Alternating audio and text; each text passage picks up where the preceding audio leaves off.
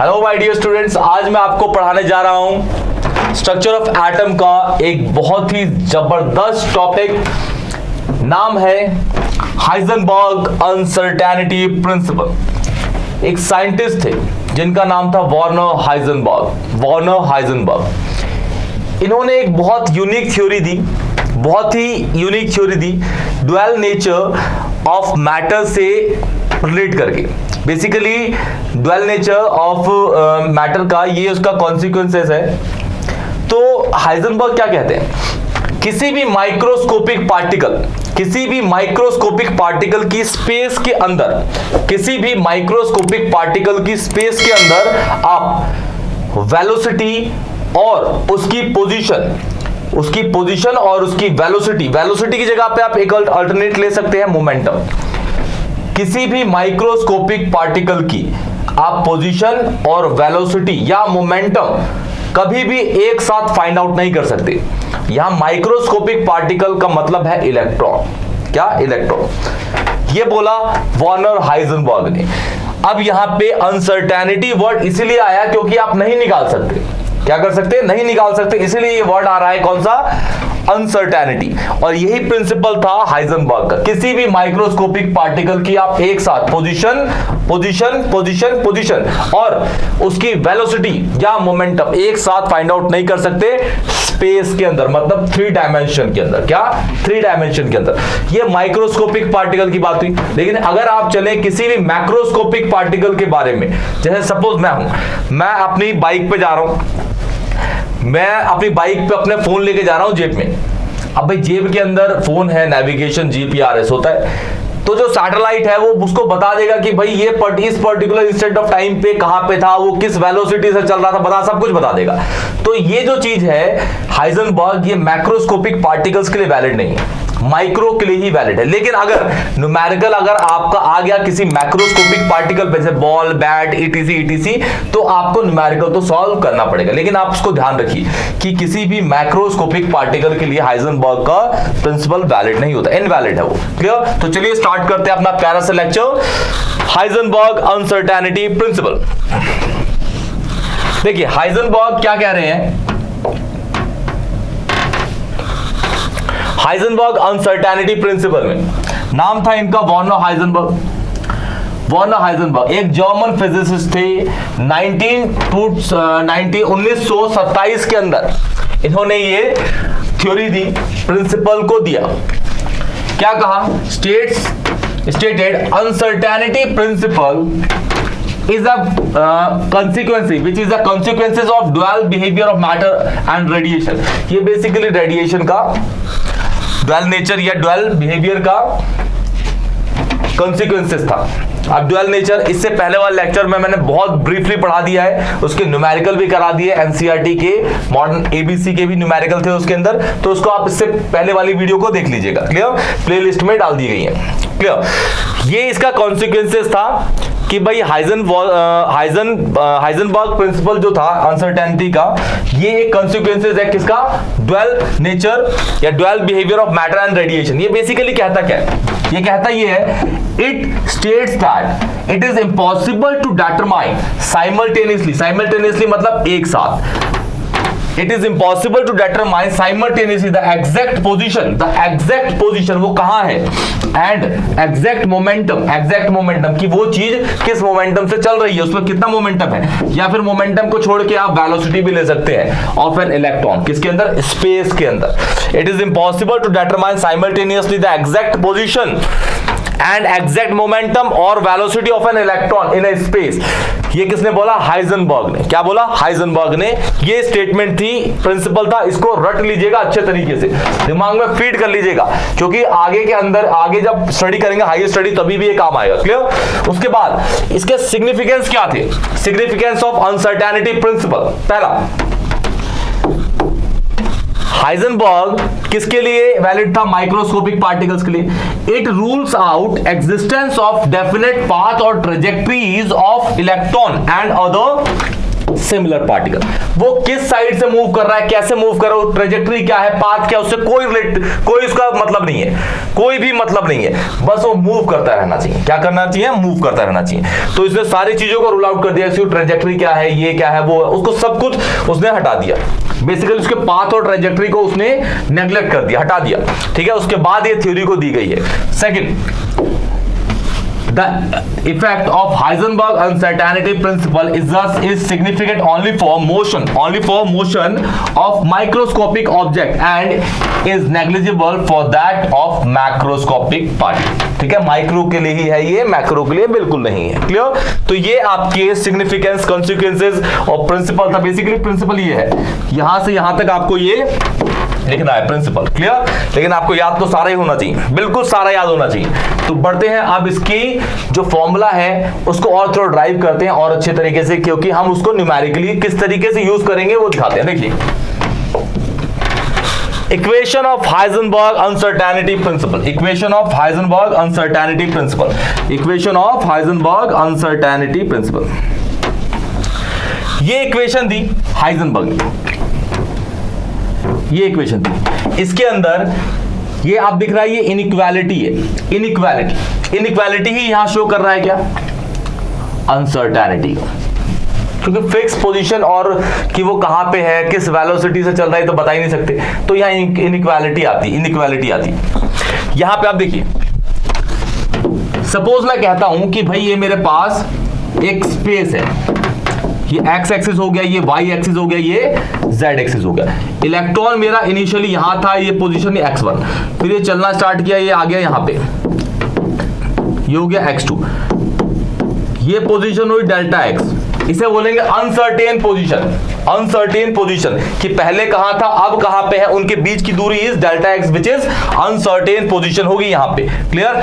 ये x axis पे ले रहा हूं इसलिए मैंने x लिया। अगर मैं इलेक्ट्रॉन मेरा यहां होता, फिर यहां से यहां मूव कर गया होता, तो ये आपकी ये वाली पोजीशन आपकी y1 होती, ये होती आपकी y2। क्लियर? इन दोनों के बीच में जो जगह थी उसे मैं बोल देता डेल्टा y। क्लियर? ये होता आपका y2 माइनस y1। क्लियर? ये अनसर्टेन पोजीशन होती है y एक्सिस पे। ऐसे ही आप z पे ले सकते हैं, ऐसे ही आप इसको z पे भी ले सकते हैं। तो ये इलेक्ट्रॉन्स के लिए है, 3D में किसी भी डायरेक्शन मूव कर सकता है, चाहे वो इन दोनों एक्सिस के बीच में मूव कर दे, इन दोनों एक्सिस के बीच में मूव कर दे, इन दोनों एक्सिस के, या फिर कहीं भी मूव कर दे, उससे कोई फर्क नहीं पड़ता। बस ये स्पेस में मूव करना चाहिए, कौन सा? इलेक्ट्रॉन। हाइजेनबर्ग के अकॉर्डिंग ये बोला गया। क्लियर? तो equation of Heisenberg uncertainty principle ये है। इसके अंदर जो डेल्टा x है, इसका मतलब बता रखा है, हमने मान लिया है कि भाई जो हमारा इलेक्ट्रॉन मूव कर रहा है वो x एक्सिस के अलोंग कर रहा है, x एक्सिस के अलोंग वो इलेक्ट्रॉन हमारा मूव कर रहा है। क्लियर? तो यहां पे लिखा हुआ है delta x, uncertainty of position. Clear? Uncertain position भी इसको कह सकते हैं। यहां पे डेल्टा p, जो डेल्टा p है हमारा uncertainty of momentum, uncertainty of momentum. Clear? ठीक, यहां पे अनसर्टेनिटी ऑफ मोमेंटम को देख लेते हैं। जो p होता है हमारा मोमेंटम होता है जी, p इज व्हाट? मोमेंटम। और मोमेंटम जो है वो मास इनटू वेलोसिटी होता है। Momentum is mass into velocity. अब यहां पे मैं इसको डेल्टा p के रेस्पेक्ट में लेके चलूं तो डेल्टा p ब्रैकेट में आ जाएगा mv, mass into velocity, mass into velocity. अब यहां पे मैं लगा देता हूं क्या? Product rule. क्या लगाता हूं? Product rule. आपको पता है कि भाई दो चीजें हैं, उनको वो मल्टीप्लिकेशन में है और आप उसका क्या कर रहे हैं? डिफरेंशिएशन कर रहे हैं। तो पहले एक को कांस्टेंट मानो, दूसरे को चेंज कराओ, फिर प्लस का साइन डालो, फिर पहले वाले को जिसको कांस्टेंट माना उसको चेंज कराओ, और जिसको चेंज कराया उसको कांस्टेंट मान लो। तो सपोज मैं कहता हूं कि भाई इसको मैं सबसे पहले मास को कांस्टेंट मान लेता हूं, तो वेलोसिटी चेंज कराता हूं डेल्टा v। किसको कांस्टेंट रखा मैंने? मास कांस्टेंट रखा, वेलोसिटी को चेंज करा दिया। अब मैं डालूंगा प्लस का साइन। पहले किसको चेंज कराया था भाई? वेलोसिटी को। अब उसको कांस्टेंट मान लूंगा। किसको कांस्टेंट रखा था? मास को। तो अब उसको चेंज करा दूंगा। क्लियर? तो ये अकॉर्डिंग टू द आपका प्रोडक्ट रूल हो गया। ये प्रोडक्ट रूल डिफरेंशिएशन का है। क्लियर? अच्छा, इसके अंदर ये हो गया। ठीक, आपको पता है कि इलेक्ट्रॉन का मास ऑफ इलेक्ट्रॉन कांस्टेंट है 9.1 10 की पावर -31 kg। ये है me, मास ऑफ इलेक्ट्रॉन। ये फिक्स होता है 9.1 इंटू 10 की power -31 kg is mass of electron. Mass of electron वो फिक्स है, कांस्टेंट है। तो भाई ये चेंज कैसे हो रहा है? चेंज होगा ही नहीं। अगर इलेक्ट्रॉन पहले ऑर्बिट से दूसरे ऑर्बिट में जाता है, पहले ऑर्बिट से दूसरे ऑर्बिट में, या पहले दूसरे से पहले में आता है, तो उसका मास चेंज नहीं होता। इलेक्ट्रॉन का मास वैसे ही बहुत कम होता है, 9.1 इंटू 10 की पावर -31 इलेक्ट्रॉन का मास है। इसका मतलब इतना कम है, इतना कम है कि पूछिए मत, बहुत ज्यादा नेग्लिजिबल, लेकिन फिर भी हम उसको छोड़ते नहीं है, उसको छोड़ते नहीं है। मतलब कहने का इलेक्ट्रॉन का जो मास है वो कांस्टेंट है, आपको उसको फिर भी नेग्लेक्ट नहीं करना, लेके चलना इसके अंदर। क्लियर? कांस्टेंट है तो भाई डेल्टा एम तो हो गया 0, क्योंकि जब पहला ऑर्बिट में उसका सपोज ना यही मास है और सेकंड ऑर्बिट में भी यही मास है, तो चेंज कहां हुआ? चेंज हुआ ही नहीं, तो delta M will be 0। Yes और नो? तो हमारा delta M into V is equal to M delta V plus V 0 हो जाएगा, तो ये जो हो जाएगा ना M into delta V, mass into velocity. Clear? ये हो जाएगा हमारा मास डेल्टा वी। क्लियर? इस इक्वेशन मतलब कहने का इस जगह, इसकी जगह पे मैं ये वाली वैल्यू भी पुट कर सकता हूं। क्लियर? और h आपको पता ही है क्या है, h होता है आपका प्लांक्स कांस्टेंट 6.626 10 की power -34 joule second, joule second. क्या कहते हैं इसको? Planck's constant.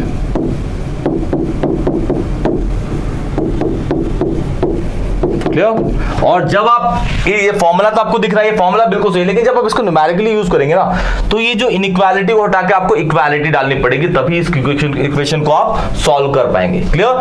तो ये आपका हाइजेनबर्ग का पूरा फॉर्मूला था। ये इक्वेशन है, डेल्टा टी की जगह मैं क्या डाल सकता हूं? ये भी डाल सकता हूं। क्लियर? ठीक। एच की वैल्यू आपको पता है ये, ठीक है? क्या कहते हैं इसको? Planck's constant. क्या कहते हैं? Planck's constant. तो बढ़ते हैं आप इसके न्यूमेरिकल्स पे। देखिए ये आपका पहला question, a microscope using suitable photons is employed to locate an electron in an atom. एक माइक्रोस्कोप को रखा गया एक इलेक्ट्रॉन पे निगरानी रखने के लिए कि भाई वो क्या कर रहा है, उसकी वेलोसिटी और उसकी पोजीशन को चेक करने के लिए। Clear? A microscope using suitable photon is employed to locate an electron in an atom, in an atom.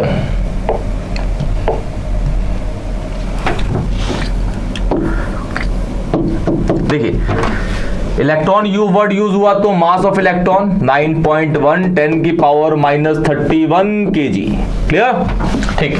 उसके बाद बोला गया है कि with in A distance of 0.1 angstrom, मतलब विद इन ए बोला गया है तो ये डेल्टा एक्स है, 0.1 इंटू 10 की पावर -10 एंगस्ट्रॉम को, ये 0.1 एंगस्ट्रॉम है, तो इसको मैंने कन्वर्ट कर दिया, इसको इसके अंदर कन्वर्ट कर दिया, और ये मीटर में हो गया जी। क्लियर? ये हो गया मीटर में। What is the uncertainty involve in the measurement of its velocity? What velocity जी? देखिए तो आपको ये निकालना है, फॉर्मूला तो बहुत इजी है, formula is delta X dot या मल्टीप्लाई डाल लीजिए, M E delta V is equal to H by 4 pi. यहां पे निकालना है डेल्टा वी, तो ये डेल्टा वी हो जाएगा H upon 4 pi into delta X into M E. H की वैल्यू 6.626 10 की पावर -34, 4 इंटू 3.14। ठीक है? पाई की वैल्यू डाल दी, और डेल्टा एक्स क्या भाई? ये हो गया 0.1 इंटू 10 की पावर -10। क्लियर? फिर मास ऑफ इलेक्ट्रॉन 9.1 इंटू 10 की पावर -31 kg। ये आपका आ जाएगा, और ये निकाल रहे हैं हम डेल्टा वी, तो ये आएगा जी मीटर पर सेकंड में। ठीक है? अब पहले 10 का पावर सारा गायब करते हैं, इन दोनों को लीजिए तो -41 हो गया, ऊपर भेजेंगे तो ये हो जाएगा 6.626 इंटू 10 की पावर -34 प्लस 41। नीचे इन तीनों को मल्टीप्लाई करते हैं। देखिए कैलकुलेटर का यूज कर लेते हैं, जल्दी जल्दी हो जाएगा जी। ठीक है? 4 इंटू 3.14, फिर आ गया 0.1, 0.1,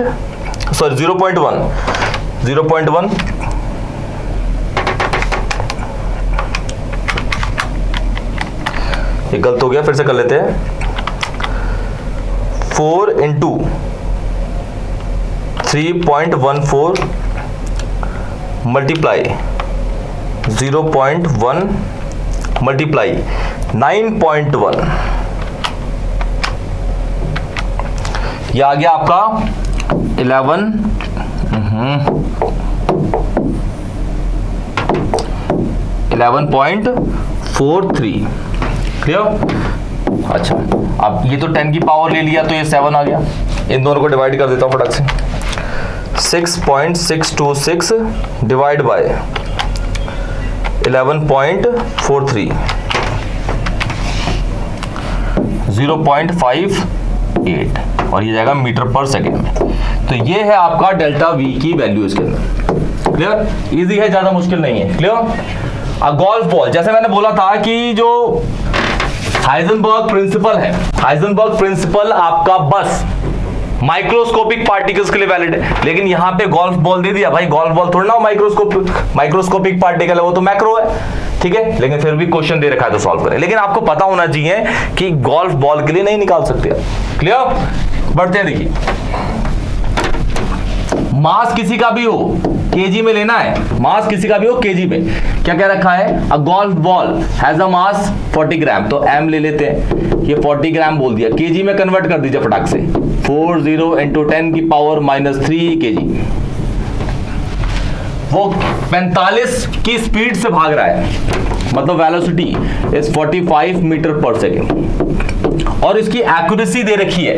if speed can be measured with in accuracy of 2% की, तो इसकी एक्यूरेसी क्या है भाई? एक्यूरेसी 2% है, एक्यूरेसी इज 2%, 2% इसकी एक्यूरेसी है। तो यहां पे मैं निकाल देता हूं डेल्टा वी, इसका 2% निकाल दूं तो 45 into 2/100, सॉल्व करेंगे 0.9 मीटर पर सेकेंड। ये आ गया आपका डेल्टा वी। ये क्या आ गया आपका? Delta V. आपको निकालना क्या है? Calculate the uncertainty in the position. Delta X निकालना है जी, डेल्टा एक्स। देखिए फॉर्मूला आपको पता ही है, delta X dot M delta V is equal to H by 4 pi, ये निकालना है। तो delta X is equal to H upon 4 pi into M into delta V. 6.626 10 की पावर -34, 3.14 इलेक्ट्रॉन 40 10 की power -3, oh sorry, mass of golf ball, electron का नहीं है यहाँ पे। और फिर अनसर्टेनिटी इन वेलोसिटी 0.9, और ये आ जाएगा मीटर के अंदर। क्लियर? अब देखिए यहाँ पे ये 10 की पावर में है, ऊपर भेज दूंगा ये प्लस में हो जाएगा, तो ये हो जाएगा 6.626 10 की पावर -34 + 3। क्लियर? अब इन सारी चीजों को मल्टीप्लाई कर देता हूं फिर से मैं। देखिए इसको इससे करता हूं पहले,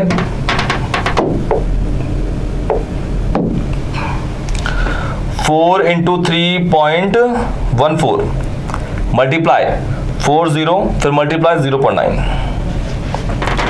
452.16। ठीक है, अब इसको डिवाइड कर देता हूं। अब इसको 10 की पावर में लेना चाहूं तो ये हो जाएगा -31। क्लियर? और ये मीटर में आएगा क्योंकि डिस्टेंस निकाल रहे हैं। अब इन दोनों को डिवाइड कर देता हूं तो वैल्यू हो जाएगी 6.626 डिवाइड बाय 452.16, 0.0146 मल्टीप्लाई। ठीक है, ये है आपका डेल्टा एक्स जो आपको निकालना था और ये निकल चुका है। क्लियर? तो ये हाइजेनबर्ग की पूरी थ्योरी, कॉन्सिक्वेंसेस, सिग्निफिकेंस, न्यूमेरिकल्स पूरे करा दिए मैंने। छोटा सा लेक्चर है, कोई भी डाउट होता है तो कमेंट सेक्शन में बता दीजिए। वीडियो को लाइक करिए और चैनल को सब्सक्राइब करिए। इसी तरीके से हमारे ऊपर प्यार अपना बरसाते रहिए। तब तक के लिए टेक केयर।